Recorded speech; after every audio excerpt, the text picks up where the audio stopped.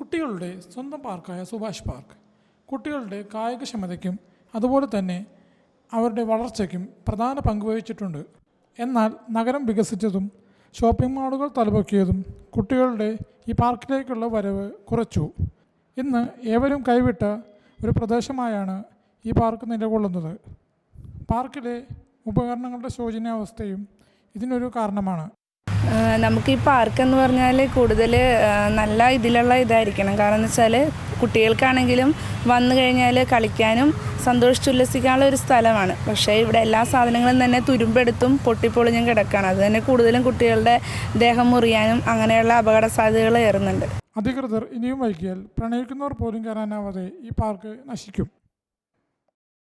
കുരുന്നുകൾ ഇന്ന് കളിക്കേണ്ട മൈതാനത്ത് ഇന്ന് ആകെ കൂടി ശേഷിച്ചിരിക്കുന്നത് തുരുമ്പ് പിടിച്ച കളി ഉപകരണങ്ങൾ മാത്രം. ഇതിനാരാ ഉത്തരവാദിയെന്നോ ഇതെന്ന് നന്നാക്കുമെന്നോ ആർക്കും അറിയില്ല. ക്യാമറമാൻ അഖിലിനൊപ്പം ജേക്കബ് കുര്യൻ.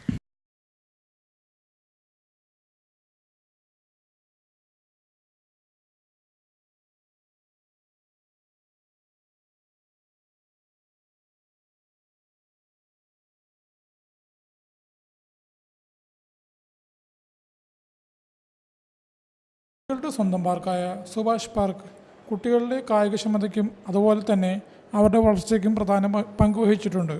എന്നാൽ നഗരം വികസിച്ചതും മാളുകൾ തലപൊക്കിയതും കുട്ടികളെ ഈ പാർക്കിലേക്കുള്ള വരവ് കുറച്ചു. ഇന്ന് ഏവരും കൈവിട്ട ഒരു പ്രദേശമായാണ് ഈ പാർക്ക് നിലകൊള്ളുന്നത്. പാർക്കിലെ ഉപകരണങ്ങളുടെ ശോചനീയാവസ്ഥയും ഇതിനൊരു കാരണമാണ്.